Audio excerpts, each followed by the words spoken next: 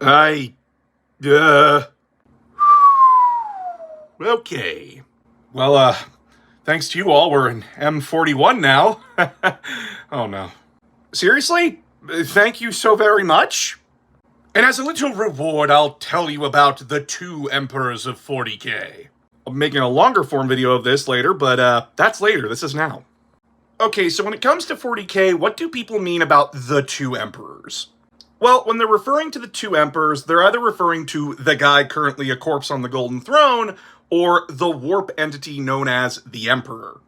Now, I want to preface this by saying that GW and the writers like to fuck with the fans a little bit here.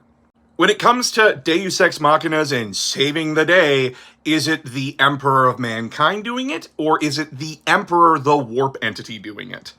Now, how did the Emperor, the warp entity, come about? Well, as it's stated in Warhammer, belief can affect the warp.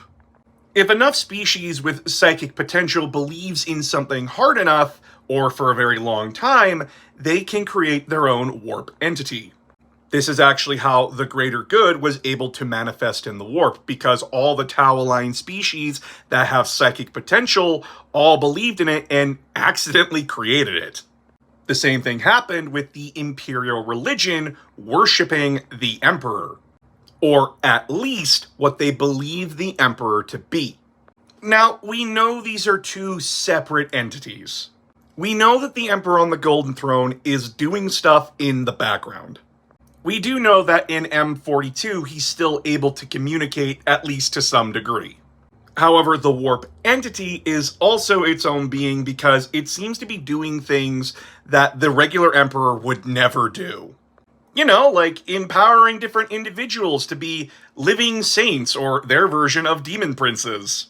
You know, because the Emperor is described as a glowing beacon in the dark, and has a lot of themes around angels and such. Saint Celestine's looking a lot more or less angelic now, isn't she? Now, as I said before, the writers in the Black Library like to fuck with us. Do they act entirely independent of each other, or is one influencing the other?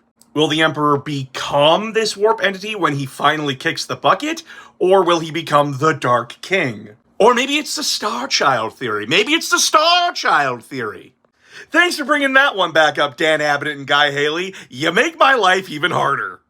But we do know that both the Emperor on the throne and the Emperor of the warp entity are two very different beings.